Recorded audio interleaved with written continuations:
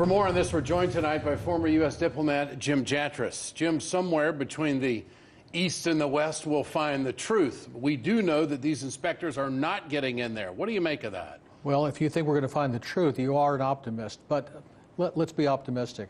I don't know what the problem is. I think, unfortunately, you get some of the narrative from the Western countries that the Russians and the Syrians are deliberately stalling this so they can sanitize the area, if that is really possible. And I don't know that is. But we know the journalists have gotten in there. Robert Fisk was in there. Pearson Sharp, a photojournalist with One American News, was there, did a report from there. So it is possible to get in there. Who's making the decision to keep them out? Now, there is a UN agency for safety and security that apparently makes the final call for the OPCW team. As I understand, the head of that is a local team, is an Australian. Maybe there's a question about who he's really working for, if in fact this was a British-run provocation. The Western media is reporting that the Russians have a tremendous amount of control in this area. How do they judge that? I think they do. They do have a tremendous amount of control because of their very close relationship with the Syrian army, and the Syrian army is in control of the sea. But they can't make the OPCW team go in there if somebody's making the call that it's not safe. Well, if they're not in there, then how can they make the accusations that Russians have gone through a cleansing process to clean up the site?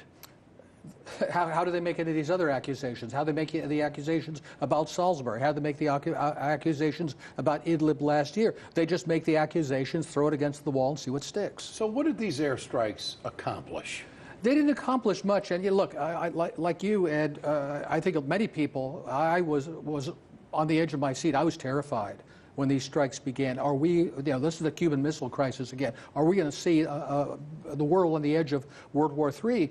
That didn't happen. And it looks like a deliberate decision was made somewhere to hit nothing in particular. Evidently, nobody was killed.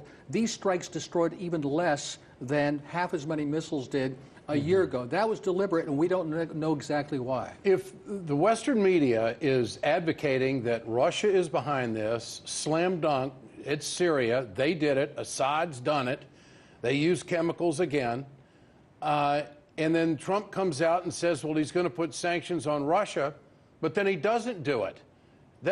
I mean, if they're guilty, why wouldn't he go with the sanctions?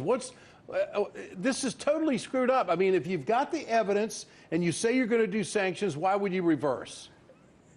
And of course, it was Nikki Haley who said we're going to put the sanctions on, and then Larry Kudlow disagreed with her. Trump evidently countermanded the application of those sanctions. Maybe they'll still come out. Evidently, we have this weird tug of war going on in the administration, and whoever gets the president's ear last, it seems, has the greatest influence. What do you make of Mike Pompeo seeing headwinds on Capitol Hill? It's not unexpected. Obviously, Rand Paul's opposition is key here. Even if all the Democrats support him, they still have a problem.